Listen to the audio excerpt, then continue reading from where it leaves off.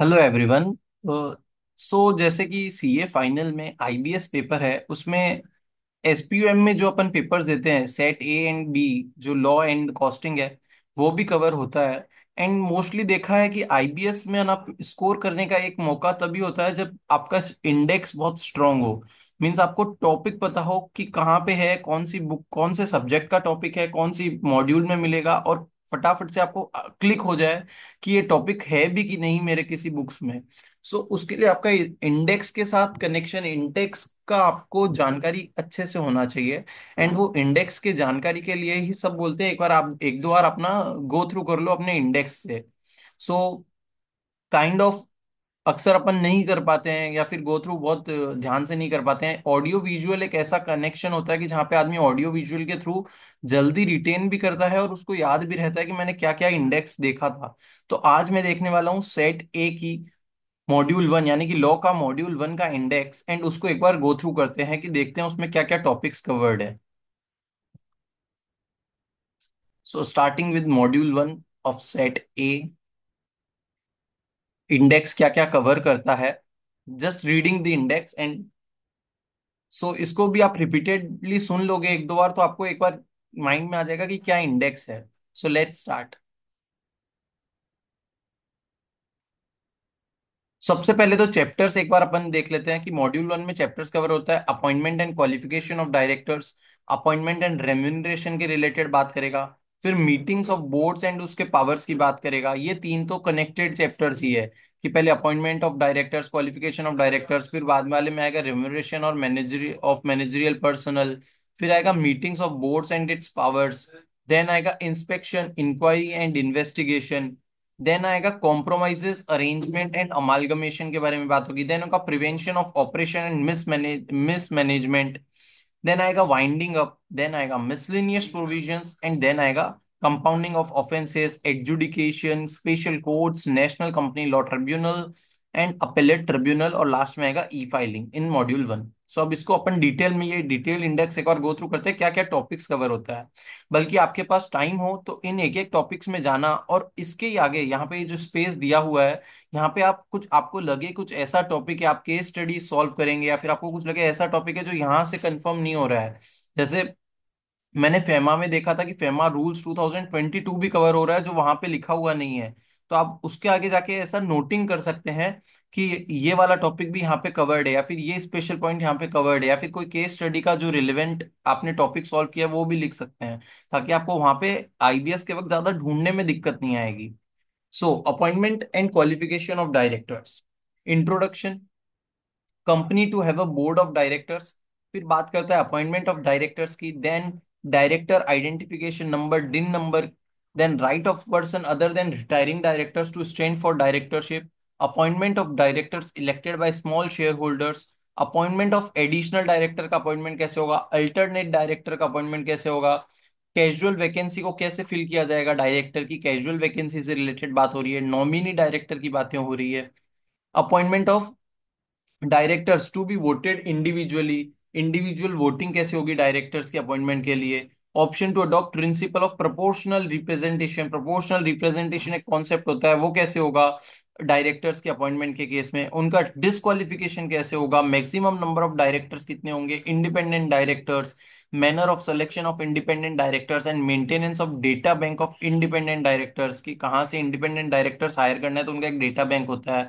Duty क्या होगी directors की, ड्यूटीज, उनके ऑफिस में वेकेशन आने पे क्या होगा, vacation of office of director, directors के रेजिग्नेशन पे क्या होगा, डायरेक्टर्स के रिमूवल पे क्या होगा, register of directors and key managerial personnels and their share holding, उनके सारे रजिस्टर्स के बारे में बात हो रही है। इसके ऊपर एक केस स्टडी में क्वेश्चन भी था आईबीएस की केस स्टडी में। Members right to inspect, and last में आएगा पनिशमेंट। तो फर्स्ट चैप्टर इतना सब कवर करता है, मोस्टली ये डायरेक्टर्स के इर्द गिर्द ही घूमता है। देन आता है chapter two, appointment and remuneration of managerial person, उनकी रेम्यूनरेशन क्या होगी, उनका अपॉइंटमेंट हो गया तो मैनेजरियल पर्सन का। तो अपॉइंटमेंट ऑफ एमडी, डब्ल्यूटीडी मतलब whole time director, managing director का अपॉइंटमेंट सेकंड चैप्टर में बात कर रहा है। केएमपी का अपॉइंटमेंट कैसे होगा, उनका सीएस से रिलेटेड एक क्वेश्चन है आपके आईबीएस के केस स्टडी में, तो सीएस का क्या फंक्शंस होगा, कौन सीएस हो सकता है, सीएस से रिलेटेड काफी जानकारी इधर है। अब एक चीज और है कि इससे रिलेटेड कई टॉपिक्स आपके ना सेम टू सेम टॉपिक जैसे इंडिपेंडेंट डायरेक्टर इसमें भी मिलेगा और आपको सेबी एलओडीआर में भी मिलेगा। तो ये आपको पता रहे कि दोनों जगह से आपको देख के आईबीएस की केस स्टडी सॉल्व करनी है। So functions of company secretary, company to fix limit with regard to remuneration, overall maximum managerial remuneration कितनी हो सकती है, ये कॉन्सेप्ट है पूरा का पूरा कि मैनेजरियल रेम्यूनरेशन मैक्सिमम कितनी हो सकती है। इन केस ऑफ अगर प्रॉफिट्स नहीं है तो मैनेजरियल रेम्यूनरेशन कितना होगा, ये कैलकुलेशन है पूरा का पूरा। ये समझना पड़ेगा आपको कि मैनेजरियल रेम्यूनरेशन कितनी हो सकती है, प्रॉफिट्स नहीं हो तो कैसा होगा, रिकवरी कैसी होगी रेम्यूनरेशन की, प्रॉफिट्स कैसे कैलकुलेट करने हैं भाई, आप कैलकुलेट कैसे करोगे profits for giving remuneration, forms of and procedures in relation to certain applications, compensation for loss of office of managing और whole time director of manager, secretarial audit of bigger companies. ये भी आपके IBS के case study का question है कि secretarial audit कब करवानी जरूरी होती है, कौन सी कंपनीज को अप्लाई होती है, पूरा सेक्रेटरियल ऑडिट के बारे में इसमें दिया है। Part 2, 3 and 4 of schedule 5। Then आता है meetings of boards and its powers. तो उसमें आ जाएगा अगेन इंट्रोडक्शन, मीटिंग्स वगैरह का कोरम वगैरह सब इसमें डिसाइड होगा, meetings of boards, quorum of meetings of board, pass of resolution by circulation, resolution कब पास होगा, ऑडिट कमिटी के ऊपर आपका एक आईबीएस में केस स्टडी है। So audit committee, vigil mechanism, उसके punishment, audit committee, vigil mechanism, उसके punishment, nomination and remuneration committee and stake holders relationship committee and punishment. तो अलग अलग कमिटीज के बारे में बताया कि नॉमिनेशन एंड रेम्यूनरेशन कमिटी होगी, stake holders relationship committee and punishment होगा, पावर ऑफ बोर्ड, बोर्ड के पास क्या क्या अधिकार होते हैं, restriction on power of board, company to contribute to a bonafide and charitable funds, company कैसे कंट्रीब्यूट कर सकती है चैरिटेबल फंड्स में या bona fide institutions and charitable funds में, prohibitions and restrictions regarding political contributions में क्या रिस्ट्रिक्शंस फॉलो करनी पड़ेगी कंपनी को, power of board and other persons to make contributions to national defence fund में कैसे पैसा लगाना है, disclosure of interest by director, director का क्या इंटरेस्ट है उसका डिस्क्लोजर जाएगा, defects in appointment of directors not to invalidate actions taken, कि भाई अगर अपॉइंटमेंट बराबर नहीं हुआ उसमें कुछ डिफेक्ट रह गया तो एक्शंस जो लिए हैं तब तक के उन पे क्या असर पड़ेगा, डायरेक्टर को लोन दिया है उस पे क्या असर पड़ेगा, investment by company, loan and investment by company ने कुछ लोन इन्वेस्टमेंट दिया है तो investments of a company to be held in its own name, उसके ही नाम पे होने चाहिए, RPT transactions, related party transactions की इसमें बात होगी, रजिस्टर ऑफ कॉन्ट्रैक्ट्स और arrangements in which directors are interested, contract of employment with managing और होल टाइम डायरेक्टर, को एम्प्लॉयमेंट का कॉन्ट्रैक्ट आपने किया है कि नहीं, वो बराबर है कि नहीं, इसके ऊपर एक क्वेश्चन है, contract of employment with managing and whole time directors, payment to directors for loss of office etcetera in connection with transfer of undertaking, restriction on non cash transactions involving directions, again इस पे IBS का case study question है, restriction on non cash transaction involving directors, फिर आएगा contracts by one person company, inspection inquiry and investigation में क्या क्या cover है, power to call for information मांग सकते हैं, इंस्पेक्ट कर सकते हैं, वो कंडक्ट कर सकता है inquiry, conduct of inspection and inquiry, report on inspection made, उसकी रिपोर्ट बनेगी, सर्च और सीजर के बारे में इसमें दिया है, investigation into affairs of a company, company के अफेयर्स में इन्वेस्टिगेट करने की ताकत है, establishment of a serious fraud investigation office, investigation into affairs of a company by serious fraud investigation into companies affairs in other cases, कोई और उस case में रहेगा तो security for payment of cost and expenses of investment, firm body corporate or association not to be appointed as inspector, किसको appoint नहीं किया जा सकता है as inspector, investigation of ownership of a company, procedure power etcetera of inspectors, protection of employees during investigation, उनकी protection कैसे होगी, inspector का क्या पावर रहेगा, ट्राइब्यूनल का क्या पावर रहेगा, इंस्पेक्टर की रिपोर्ट कैसी होनी चाहिए, actions to be taken in inspectors report, expenses of investigation, voluntary winding up etcetera not to stop investigation proceedings, legal advisers and bankers not to disclose certain information, उनको क्या क्या disclose करना है क्या नहीं करना है, इन्वेस्टिगेशन ऑफ फॉरेन कंपनी का कैसे इन्वेस्टिगेशन होगा, penalty for furnishing false statement, mutilation and destruction of documents, documents कैसे डिस्ट्रक्ट वगैरह होगा, उन सब की जानकारी भी इसमें दी है। फर्स्ट 3 चैप्टर से तो काफी मैंने देखा, आईबीएस के केस स्टडीज कवर थे, इससे मैंने ज्यादा देखा नहीं कहीं पे। फिर आएगा compromise arrangement and amalgamation, power to compromise और make arrangements with creditors and members, tribunal के power to enforce compromise arrangement में क्या ट्रिब्यूनल के पावर होंगे, MNA merger and amalgamation of companies, power of acquire shares, power to acquire shares of share holders dissenting from a scheme, और contracts approved by majority. ये वाले पे एक question शायद मुझे याद आ रहा है कि मैंने देखा था। Purchase of minority share holding कैसे परचेज करोगे, सीजी का क्या पावर है, अमालगमेशन ऑफ कंपनीज और पब्लिक इंटरेस्ट को लेके, registration of offer of schemes involving transfer of shares, preservation of books and papers of amalgamated companies. भाई अमालगमेट हो गई तो भी आपको प्रिजर्व तो करना पड़ेगा books and papers. Liability of officers क्या होगी,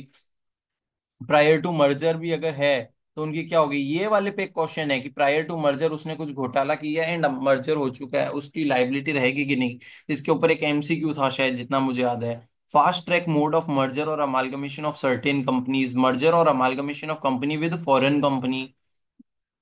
prevention of operation and mismanagement. तो prevention of operation and mismanagement में application to tribunal for in cases of operation, right to apply under section 241, power of tribunal क्या है again इस cases में, consequences of termination और modification of agreement, class action, application of certain provisions to proceeding under section 241 और 245, modes of winding up क्या होंगे, circumstances in which company may be wound up by tribunal, petition for winding up, circumstances in which company may be wound up by tribunal,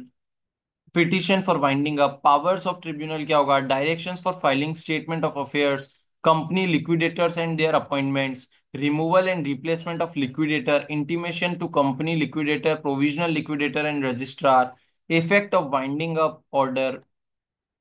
stay of suits, etc. on winding up of order, jurisdiction of tribunal, submission of report by company liquidator, directions of tribunal on report of company liquidator। Overall liquidator से related कुछ भी आता है तो आपको यहाँ पे आना है। कुछ ये चीजें दी है कि उसका क्या जुरिस्डिक्शन, ट्रिब्यूनल का क्या होगा, सूट्स कैसे होंगे, सबमिट क्या करेगा liquidator, custody of companies properties कैसे कस्टडी लेगा, क्या कस्टडी में होगा, प्रमोटर डायरेक्टर एक्सेट्रा कोऑपरेट कैसे करेंगे, कंपनी के लिक्विडेटर के साथ कोऑपरेट तो करना ही पड़ेगा, तो वो कोऑपरेट कैसे कहलाएगा, वो सब इसके बारे में लिखा है। Settlement of list of contributories and application of assets, obligations of directors and managers, advisory committee, submission of periodical reports to tribunal, power and duties of company liquidator, provision and professional assistance to company liquidator. देखो आपको लग रहा होगा कि सिर्फ like index read चल रहा है या फिर इंडेक्स को सिर्फ रीड करने से क्या हो जाएगा, बट बिलीव मी देखो आपको ना टॉपिक पता होना बहुत जरूरी है, क्योंकि सिंस आपके पास बुक्स है आप सब कुछ नहीं पढ़ सकते हैं। आपके पास बुक्स है, आपको एट द एंड टॉपिक पता होना चाहिए, मुझे यहाँ पे ये टॉपिक मिल जाएगा या फिर ये सुना सुना टॉपिक लग रहा है, देखा हुआ लग रहा है। तो आपको 2-3 बार ग्लेंस करना पड़ेगा, आपको याद नहीं रहेगा, आप 2-3 बार ग्लेंस करेंगे तो ही याद रहेगा। exercise and control of company liquidator powers, books to be kept by a company liquidator।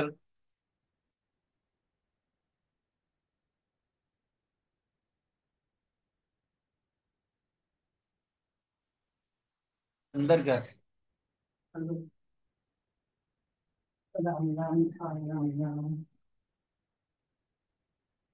हाँ, power and duties of a company liquidator, provision and for professional assistance to company liquidator, exercise and control of a company liquidator's powers, power to be kept by company liquidator, audit of company liquidator's accounts, payment of debts by contributory and extent of set off वगैरह की बातें होगी,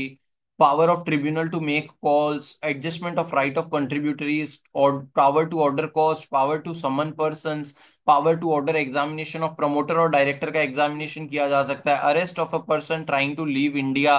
अरे भाई जो छोड़ के जा रहा है उसका अरेस्ट करने की भी बातें इसमें होगी, तो आपको हो सकता है केस स्टडी में देंगे देंगे कि डायरेक्टर या प्रमोटर इंडिया छोड़ के जाने की बात कर रहे हैं तो क्या उनको अरेस्ट कर सकते हैं क्या, तो उससे रिलेटेड जितना लॉ एंड रेगुलेशन है वो आपको यहाँ पे मिल जाएगा। Dissolution of a company by tribunal, appeals from orders made before commencement of the act, debts of all description to be admitted to proof, overriding preferential payments, fraudulent preference, transfer not in good faith to be void, certain transfers to be void,